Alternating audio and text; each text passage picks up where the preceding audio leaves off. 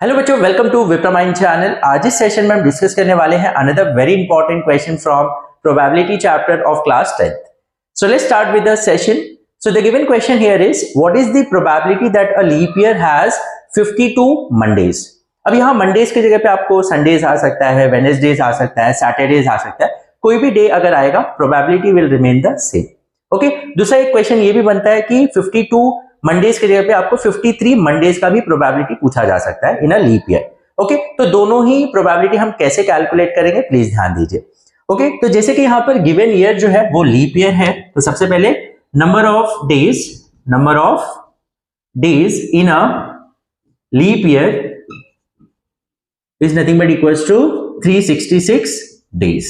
Okay, and number of days in a week is nothing but equals to 7 days.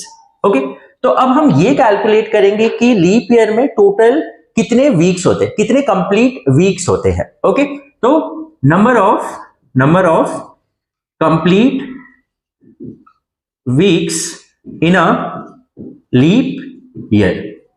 Okay, तो ये कितना होगा, तो टोटल नंबर ऑफ डेज कितने हैं 366 डेज, और एक वीक में कितने डेज होते हैं 7 डेज।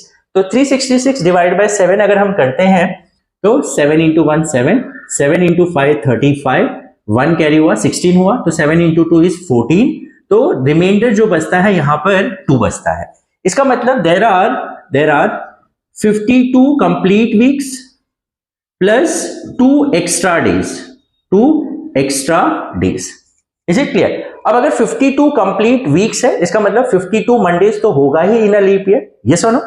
अब ये जो एक्स्ट्रा 2 डेज बचता है, इसमें क्या पॉसिबिलिटी कि वो मंडे आएगा कि नहीं आएगा? Is it clear? अब ये जो 2 एक्स्ट्रा डेज बनता है, तो इसमें कितने कॉम्बिनेशंस बनेंगे?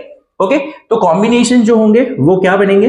वो हो सकता है संडे मंडे, यस, एक कॉम्बिनेशन संडे मंडे का हो सकता है, दूसरा मंडे ट्यूसडे का हो सकता है, तीसरा ट्यूसडे वेडनेसडे का हो सकता है, नेक्स्ट वेडनेसडे थर्सडे का हो सकता है, थर्सडे फ्राइडे का हो सकता है, फ्राइडे सैटरडे का हो सकता है, सैटरडे संडे का हो सकता है, एंड संडे मंडे का तो यहां पर हमने लिखा हुआ है।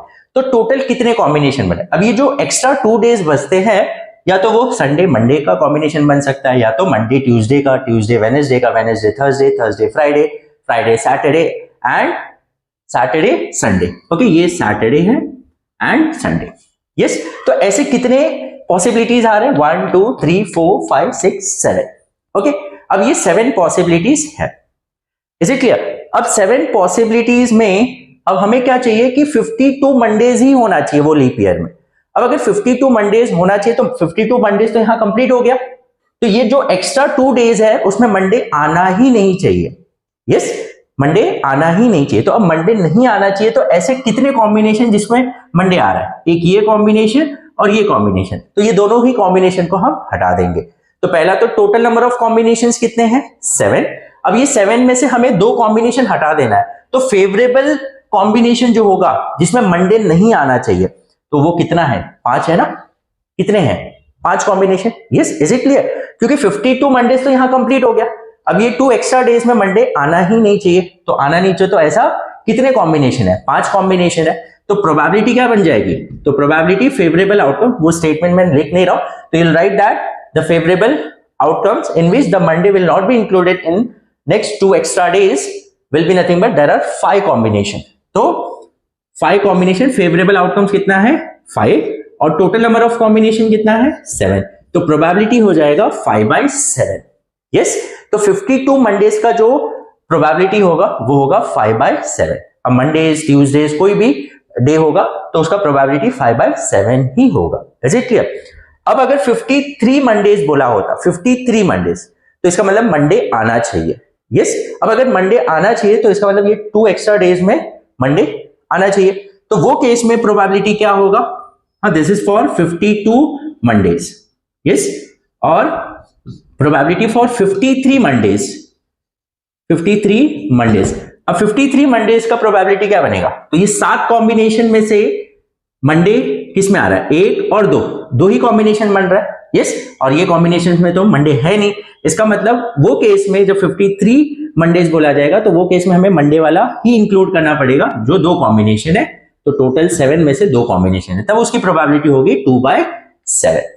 तो जब भी 53 मंडेज, 53 संडेज, 53 फ्राइडेज जब भी आएगा तब प्रोबेबिलिटी आती है 2/7 की।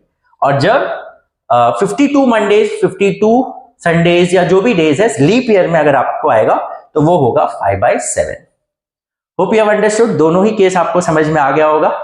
If still you have any doubt in any of the step आप मुझे कमेंट सेक्शन में बता सकते हैं। So will meet in the next session, till then take care, bye bye.